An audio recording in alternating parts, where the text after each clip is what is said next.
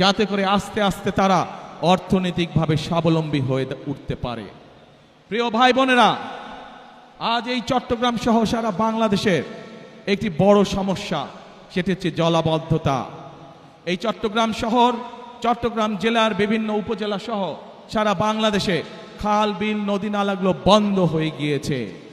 আমরা আপনাদের ভোটের মাধ্যমে 12 তারিখে ইনশাআল্লাহ বিএনপি সরকার গঠনে সক্ষম হলে আমরা সমগ্র বাংলাদেশে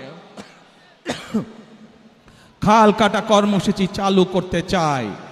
আপনারা কি খাল কাটবেন আমাদের সাথে? কারা কারা খাল কাটবেন হাত তুলেন তো দেখে, কারা কারা? ইনশাআল্লাহ আমরা সকলে দুহাতে কোদাল দিয়ে খাল খনন শুরু করব, খাল খনন কর্মসূচি, যাতে করে এই দেশ থেকে জলাবদ্ধতা, বন্যার সমস্যা সবকিছু আমরা দূর করতে পারি। প্রিয় ভাই বোনেরা, এই চট্টগ্রামে ইপিজেড আছে।